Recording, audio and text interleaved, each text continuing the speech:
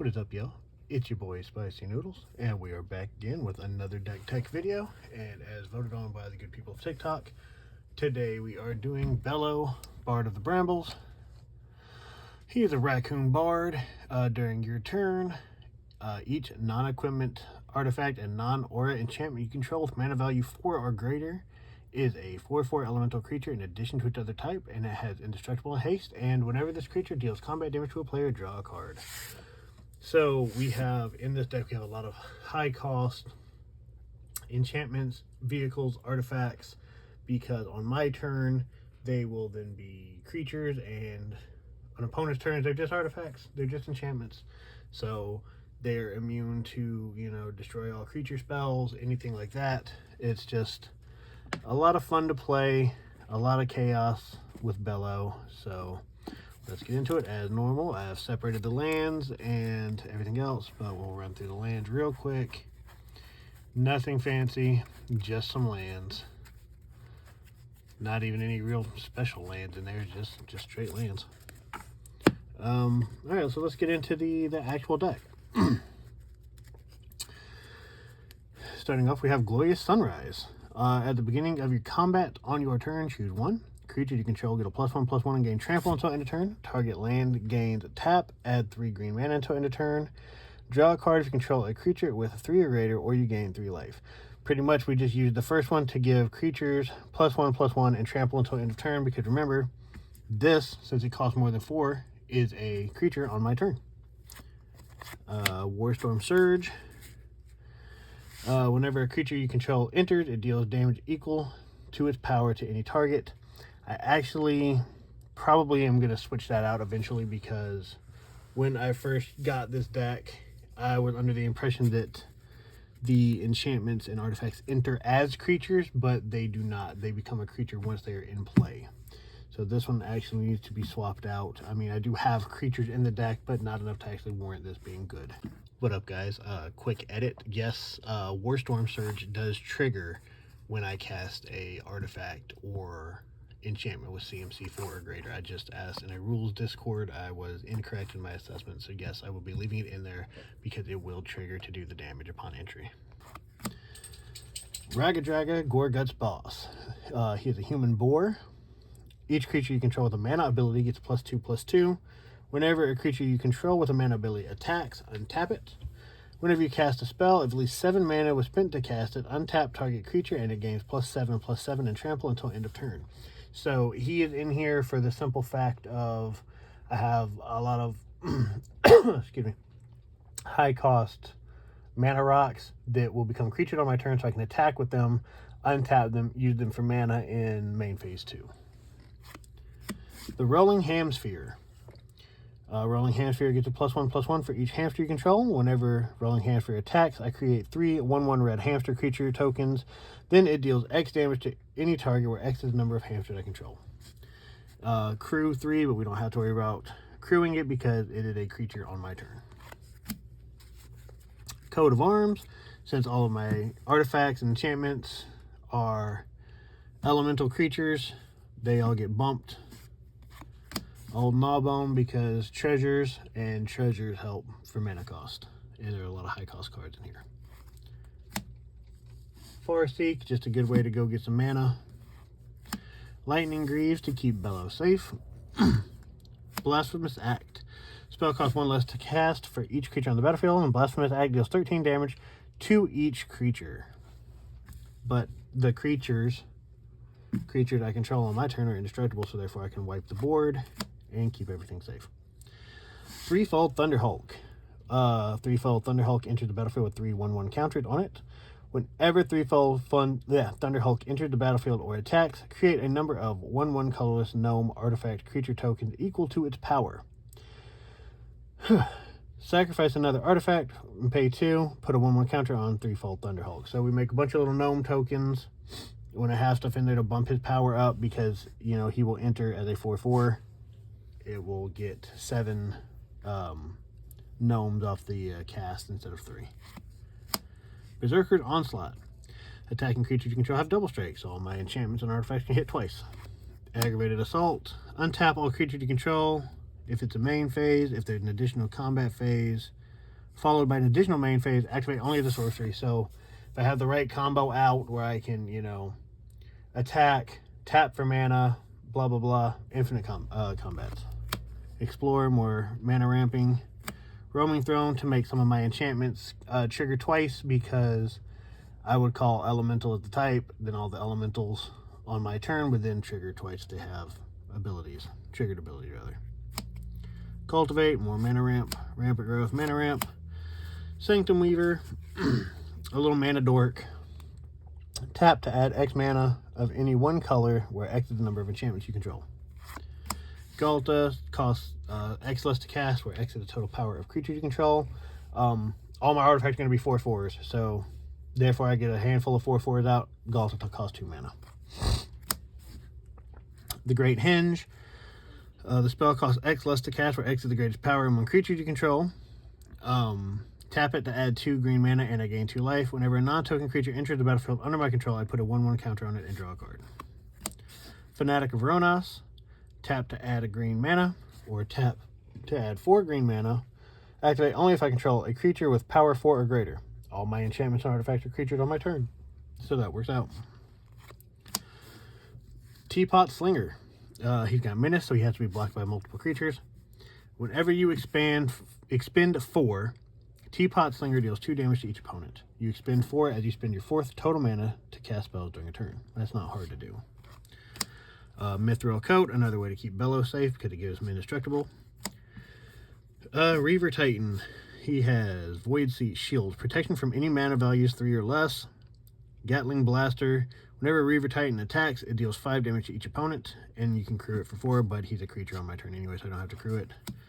The One Ring is indestructible when it enters the battlefield. If I cast it, I gain protection from everything until my next turn.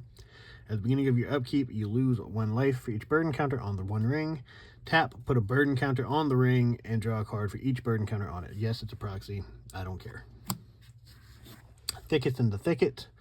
When Thickest in the Thicket enters, put X 1/1 counters on target creature where X is that creature's power. At the beginning of your end step, draw 2 cards if you control a creature with the greatest power or tied for the greatest power. Nature's Will. Whenever 1 or more creatures you control deal combat damage to a player, tap all lands that player controls and untap all lands I control. Primeval Bounty. Whenever I cast a creature spell, I create a 3/3 green beast token. Whenever you cast a non-creature spell, put 3 1/1 countered on target creature you control. Landfall. When a land you control entered, I gain 3 life. Gruul Warplow. Creatures I control have trample. You can pay 1, a green and a red. Gruul Warplow becomes a 4/4 Juggernaut artifact creature until end of turn. I don't have to do that because he's a creature on my turn anyway, since his cost is 4. Kodama of the East Tree. Reach. So he can block flyers. Whenever another permanent you control enters, if it wasn't put onto the battlefield with this ability, you may put a permanent card with equal or lesser mana value from your hand onto the battlefield. Pyreswipe Hawk. Flying in Haste. Whenever Pyreswipe Hawk attacks, it gets +X/+0 until end of turn, where X is the greatest mana value among artifacts you control. Whenever you expend 6, gain control of the 1 target artifact as long as you control Pyreswipe Hawk. So once I spend 6 mana exactly to cast a spell, I get to steal 1 of your artifacts. Xenagos, God of Revels. Indestructible. As long as your devotion to red and green is less than 7, Xenagos isn't a creature. At the beginning of combat on your turn, another target creature you control gains haste and gets +X/+X until end of turn, where X is that creature's power. So when it says devotion, for those new here, each one of these little pips is devotion. So if I had these on the battlefield, my devotion to red and green would be 4, because there's 3 red pips and a green one. So it'd be 4. This would make it 6, etc., etc. That's how that goes. Sky Sovereign Console Flagship. It's flying. Whenever Console Flagship enters the battlefield or attacks, it deals 3 damage to target creature or planeswalker an opponent controls. Crew for 3. Again, I don't have to worry about crewing it. It's a creature on my turn. Swiftfoot Boots, another way to keep Bellow safe. Soul Ring, because all decks need a Soul Ring. And there's something in that sleeve that's going to bother me. I'll fix it later. Starstorm. Starstorm deals X damage to each creature. Again, I can cast this on an opponent's turn because my stuff isn't creatures unless it's my turn, except for Bellow. Thunderhawk Gunship. Flying. When Thunderhawk Gunship enters the battlefield, create 2 2/2 white Astartes warrior creature tokens with vigilance. Whenever Thunderhawk gunship attacks, attacking creature you control gain flying until end of turn. So that's pretty good because it gives all my stuff flying.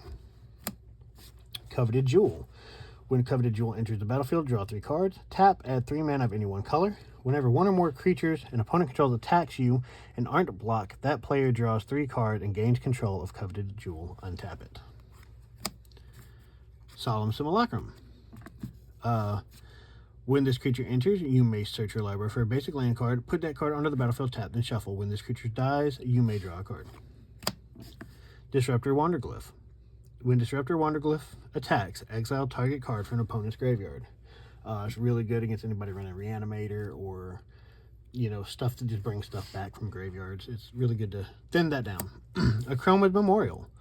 It's an artifact. Creatures you control have flying, first strike, vigilance, trample, haste, protection from black, and protection from red. Great way to bump up all of my stuff. Llanowar Loam Speaker. You can tap him to add a mana of any color. Tap, target land you control becomes a 3/3 elemental creature with haste until end of turn. It is still a land. Activate only as a sorcery. So I can only activate it on my turn, so I don't get a free blocker out of it, you know what I mean? Thran Dynamo. Tap it to add 3 mana, 3 colorless mana. Sight of the Scale Lords. At the beginning of combat on your turn, creatures you control with toughness 4 or greater get a +2/+2 and gain vigilance until end of turn. For those new here, vigilance just means when they attack, you don't have to tap them. Evercoat Ursine. Trample. Hideaway 3, Hideaway 3. When this creature enters, look at the top 3 cards of your library, exile 1 face down, and put the rest in the bottom in a random order, and then do it again. When Evercoat Ursine deals combat damage to a player, if there are a card exiled with it, you may play one of them without paying its mana cost. Nautiloid Ship. Flying. When Nautiloid Ship enters the battlefield, exile target player's graveyard. When Nautiloid Ship deals combat damage to a player, you may put a creature card exiled with Nautiloid Ship onto the battlefield under my control. So I get to exile your graveyard and then take your stuff. Always fun. Thought Vessel. I have no maximum hand size and tap it to add a colorless mana. Commander Plate. Another way to keep Bello safe. Equipped creature gets +3/+3 and has protection from each color that's not in your commander's color identity. So, Bello is green-red, so he would have protection from any color that's not green and red. Gruul Warchant. Each attacking creature you control gets +1/+0 and can't be blocked except by more than 2 creatures. Or 2 or more creatures, rather. Garruk's Uprising. When the Garruk's Uprising enters the battlefield, if I control a creature with power 4 or greater, I draw a card. Creatures I control have trample. Whenever a creature you control with power 4 or greater enters, I draw a card. Hedron Archive. Tap to add 2 colorless mana. Tap 2, tap this, sacrifice Hedron Archive to draw 2 cards. Ishka's Chariot. When Ishka's Chariot enters, create 2 2/2 green cat creature tokens. When Ishka's Chariot attacks, create a token that's a copy of a token you control. Overlord of the Hauntwoods. Impending.